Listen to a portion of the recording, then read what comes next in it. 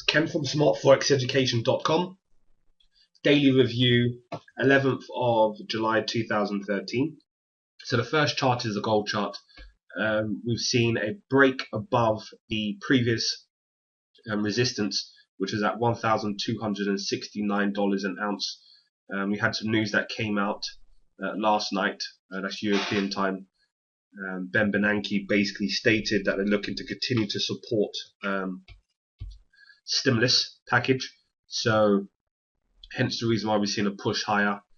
So you can see that now we're just seeing that the short coverings now actually turning to individuals, traders, investors buying. From the previous reviews, I did state that look for the price to move higher and test this resistance trend line at around the $1,324 an ounce. So that's where it's trying to reach, and then we'll reassess the situation then. Then what's very, very interesting, the euro-dollar chart. Euro-dollar chart had tested the support level.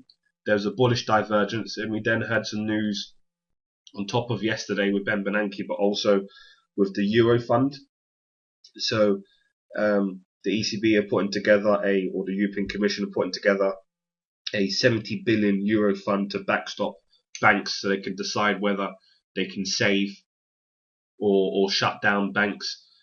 So that was some massive news that came out late last night. That's pushed the market aggressively higher, incredible, aggressively higher, when 2 days of price movement has nearly covered the last 3 weeks of price movement. So it just shows you how the market moves.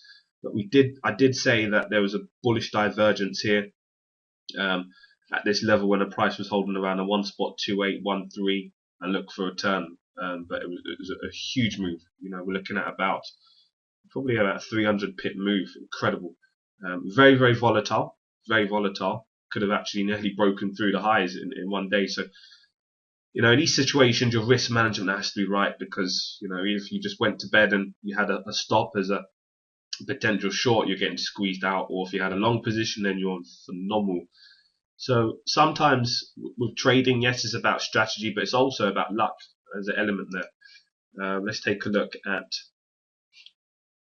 this chart. So we've seen with the pound dollar, I can now take away, I think, this level here and also this level, and I can then start maybe put in here this support level which held, and we had a bullish divergence, which I did say, tested below lows, and now it's bounced higher and a bit of a pullback. What you can also do is draw in a resistance trend line. The resistance trend line actually tested, so it broke through.